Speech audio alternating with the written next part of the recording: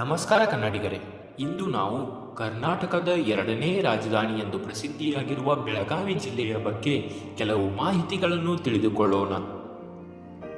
ಕರ್ನಾಟಕದ ಎರಡನೇ ಜಿಲ್ಲೆ ಎಂದು ಪ್ರಸಿದ್ಧಿಯಾಗಿರುವ ಬೆಳಗಾವಿ ಜಿಲ್ಲೆಯು ಕರ್ನಾಟಕದ ಅತಿ ದೊಡ್ಡದಾದ, ಅಂದರೆ ವಿಸ್ತೀರ್ಣದಲ್ಲಿ ಭೂಪ್ರದೇಶದಲ್ಲಿ ಅತಿ ದೊಡ್ಡದಾದ ಜಿಲ್ಲೆಯಾಗಿದೆ. ಬೆಳಗಾವಿಯು ಕರ್ನಾಟಕದ ವಿಜಯಪುರ, ಬಾಗಲಕೋಟೆ, ಗದಗ, ಧಾರವಾಡ ಮತ್ತು ಉತ್ತರ ಕನ್ನಡ ಜಿಲ್ಲೆಗಳೊಂದಿಗೆ ತನ್ನ ಭೂಗಡಿಯನ್ನು ಹಂಚಿಕೊಂಡಿದೆ.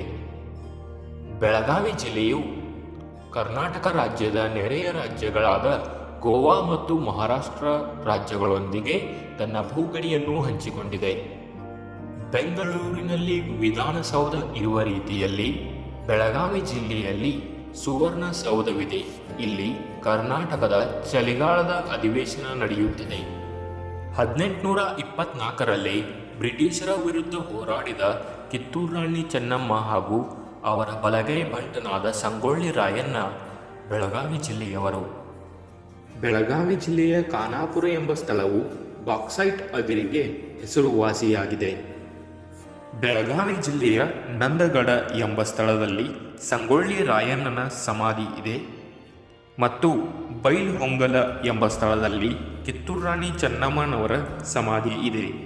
ಕರ್ನಾಟಕದಲ್ಲಿ ನಡೆದ ಏಕೈಕ ರಾಷ್ಟ್ರೀಯ ಕಾಂಗ್ರೆಸ್ ಅಧಿವೇಶನ ಅದು 1924ರಲ್ಲಿ ಬೆಳಗಾವಿ ಜಿಲ್ಲೆಯಲ್ಲಿ ನಡೆದಿದೆ. ಇದರ ಅಧ್ಯಕ್ಷತೆಯನ್ನು ವಹಿಸಿದವರು ಮಹಾತ್ಮ ಗಾಂಧೀಜಿಯವರು. ಬೆಳಗಾವಿ ಜಿಲ್ಲೆಯಲ್ಲಿ ಕಂಡುಬರುವ ರಾಜ ಲಕ್ಕಮ್ಮಗೌಡ ಆಣೆಕಟ್ಟು ಇದು ಘಟಪ್ರಭಾ ನದಿಗೆ ಕಟ್ಟಲಾಗಿದೆ. ಇದನ್ನು ಹಿಡಿಕಲ್ ಆಣೆಕಟ್ಟು ಎಂದು ಸಹ ಕರೆಯುತ್ತಾರೆ. ಬೆಳಗಾವಿ ಜಿಲ್ಲೆಯಲ್ಲಿ ನವಿಲತೀರ್ಥ ಆಣೆಕಟ್ಟು ಕಂಡುಬರುತ್ತದೆ. ಇದು ಮಲಪ್ರಭಾ ನದಿಗೆ ಕಟ್ಟಲಾಗಿದೆ. ಬೆಳಗಾವಿ ಜಿಲ್ಲೆಯಲ್ಲಿ ಸಾಮ್ರಾ ವಿಮಾನ ನಿಲ್ದಾಣ ಕಂಡುಬರುತ್ತದೆ.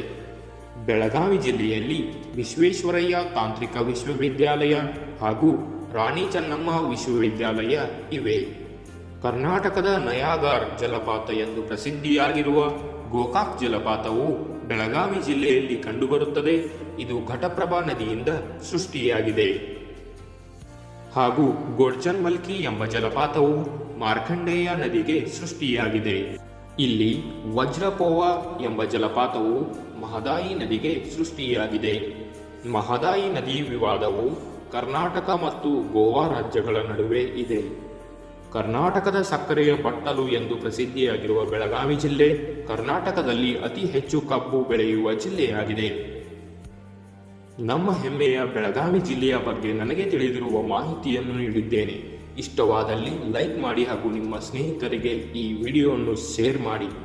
ಇದೇ ತರಹದ ಹೊಸ ವಿಡಿಯೋಗಳಿಗಾಗಿ UK all in one YouTube channel ಅನ್ನು ಸಬ್ಸ್ಕ್ರೈಬ್ ಮಾಡಿಕೊಳ್ಳಿ ಹಾಗೂ ಪಕ್ಕದಲ್ಲಿ ಕಾಣುವ ಬೆಲ್ ಬಟನ್ ಅನ್ನು ಒತ್ತಿ. ಧನ್ಯವಾದಗಳು.